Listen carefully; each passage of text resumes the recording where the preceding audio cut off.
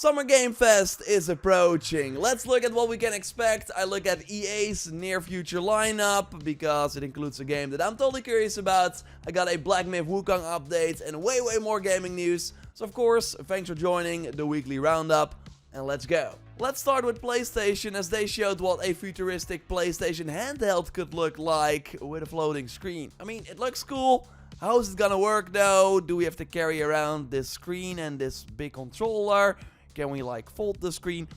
I don't know, but again, it looks interesting. They put out this creative vision for the future of tech video with AR glasses that are just glasses, weird looking phones, but also, and I found this way more interesting than that PlayStation handheld, a ton of horizon. Like, we see a ton of tall necks and other machines for this 2-minute long video. They really use this as the big franchise next to Ghostbusters. Again, we know they got big plans for the series and this shows that as well. And we will likely see some of it revealed during the PlayStation Showcase or State of Play. Yes, at this time of recording, it has still not been announced, which alarming because according to many reliable people, it still seems to be happening in May, likely on May 30th. But that means that we're likely looking at a State of Play instead of a showcase, because showcases usually get announced a week prior, while State of Plays could totally be announced a few days before. Now, I would argue that the June State of Play from 2022 with the reveal of Resident Evil 4, Street Fighter 6 and a good look at Final Fantasy 16 with the release window, like those were some pretty big announcements, while the showcase last year focused mostly on first-party live service games and Metal Gear Solid 3 Remake was kind of the highlight reveal. So if it's a State of Play, I still think it could be a really good one, and maybe that's why Sony is doing it. Like with a showcase, there are way more expectations, so it's kind of hard to reach that, while if you do a State of Play, you can easily exceed expectations. We got another rumor this week about the Astrobot game that will be PS5 only, likely not coming to PSVR 2, so they will totally reveal that, while Insomniac said that we should not expect any Wolverine info anytime soon. Like, that's why I hope we still get a showcase, because the State of Play usually just focus on what's happening in this year and maybe teases some 2025 titles, while a showcase could also reveal what's coming after that, what's Naughty Dog working on, what's Sony been doing, even though that title is probably still 2 years away. Whatever happens, we will be live reacting. I'll of course also report all the news in the Sunday video or cover it in dedicated videos if it's of course like a Ghost of Tsushima 2 announcement. I will keep you posted. In last week's Sunday video, I talked about Black Myth Wukong getting a new trailer. Well, that dropped very quickly after my news roundup at the Chinese Wii Game event, where we got a brand new look at new bosses we get to fight. And I wanted to mention this leak from Lunatic Ingus. They shared some info. I could not 100% verify this source, but I saw a lot of people share it, so I thought it was interesting to talk about it. They know that the game will have New Game Plus at launch, which is huge, multiple endings, 160 plus enemy types, 80 plus bosses, and that it's also slightly easier than Soulsborne games, and that has been my experience playing it at Gamescom last year as well, simply because Wukong is also way more powerful than the characters you play in, say, a Dark Souls or Elden Ring. And we also saw some brand new abilities he can do in the trailer, and there were 81 challenges in the book Journey to the West, so that might be the reference to the 80 plus bosses. We will see. Really expecting pre-orders to go live any moment, with the game of course still being planned for August 20th, although I could see them move that as well. We will see. I'm sure we will get an update soon, and I will of course keep you up to date here on the channel. Okay, now let's look at EA's near future, including Dragon Age and Summer Game Fest. What can we expect? Of course, if you like these gaming news roundup videos, leave a like, that would really help me out, and subscribe, because I post one of these every Sunday. EA has revealed their upcoming lineup for the next 12 months, and it's basically a bunch of annualized sport games updates for all their live service titles listed above. They are of course bringing back college football on July 19th and one partner title for between January and March. So that's an EA Originals, which might be the new Joseph Ferris game. Like, that would be 4 years after It Takes Two, which should be enough, you would think, right? His teammate It Takes Two in 3 years, and that by the way now sold 16 million copies, which kinda wild. But luckily EA has one more thing if we read the small text. It notes that there's one owned IP title not included in the above table, we expect to provide more details on timing at a later date. Well, I did my job and reached out to Jeff Grubb, who of course has his sources, and he confirmed that this title is indeed Dragon Age Dreadwolf, as I also predicted last week. Meaning that the game is officially planned to launch before April 2025,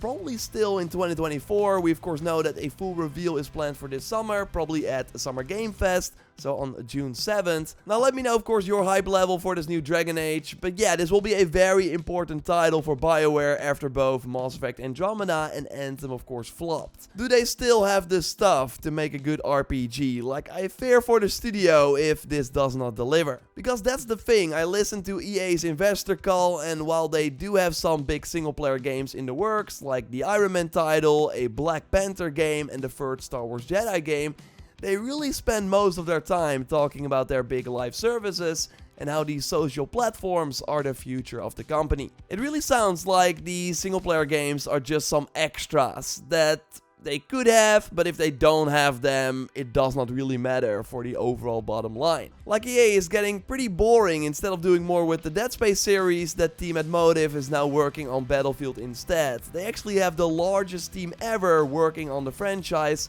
in an attempt to make it another big live service that they could focus on. This new Battlefield game should, by the way, launch in 2025. On June 9th, we're getting the big Xbox showcase, and thanks to many rumblings and rumors, we kinda know what to expect.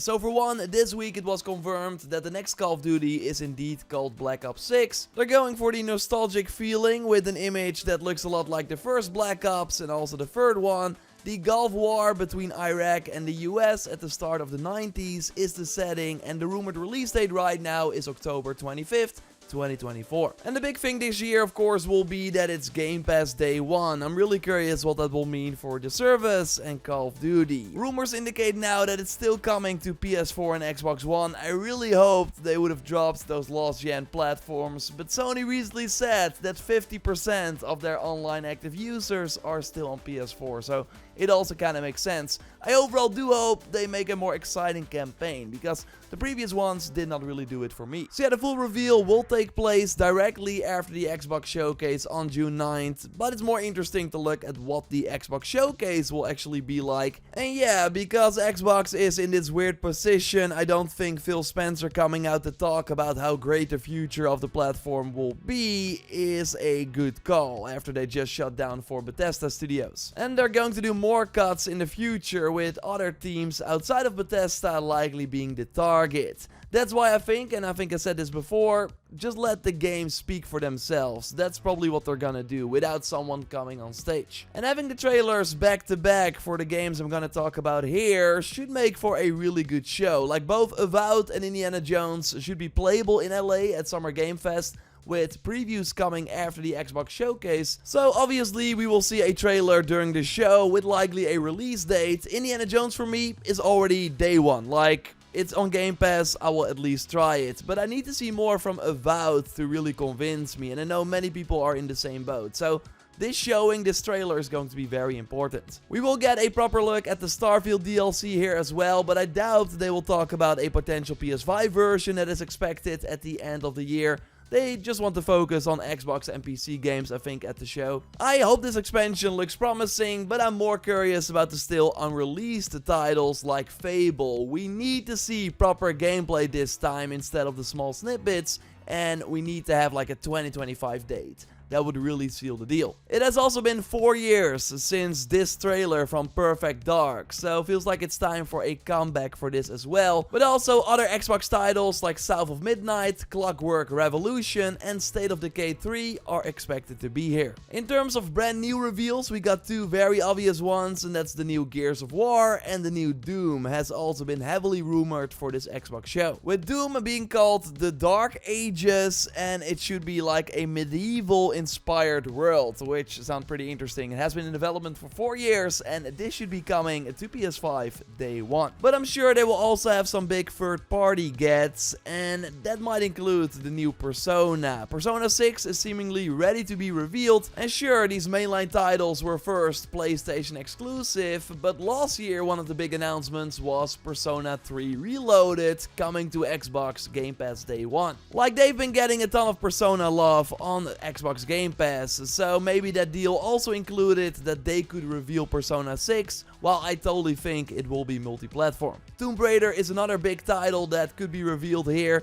We of course talked about that in a previous Sunday video about the fact that the rumors indicate that it's an open world game set in India. But yeah, with all these third parties, it's kind of hard to predict where they will show up, but there is a high chance that we at least see those games be revealed in the coming weeks. And we already know that 2K will have their big reveal on June 7th during the kickoff of Summer Game Fest. And well, all signs point towards this being Mafia 4. With now a Czech website who could totally have sources thanks to previous work they did, saying that according to our information a new Mafia game is about to be unveiled, and they note that they got hints from a few insiders abroad before. Now of course take it with a grain of salt, but this in combination with the credible trademark leaker who also pointed towards a Mafia reveal totally makes that title a bit more likely than the BioShock or Borderlands game. But let me know what you want to see in a new Mafia game, of course, in the comments. This coming week we got a couple of new releases like the Rogue Prince of Persia on May 27th, Multiverses will be out on the 28th,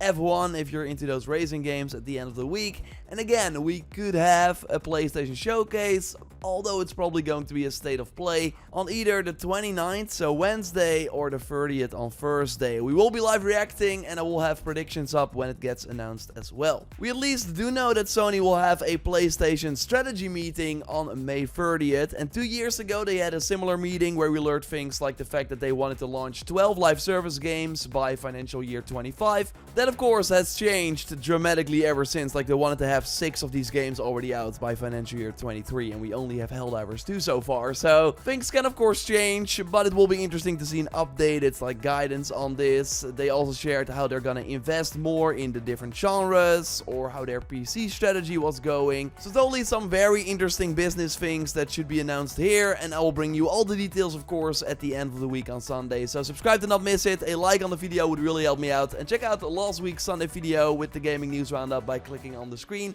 I will speak to you very soon. Goodbye.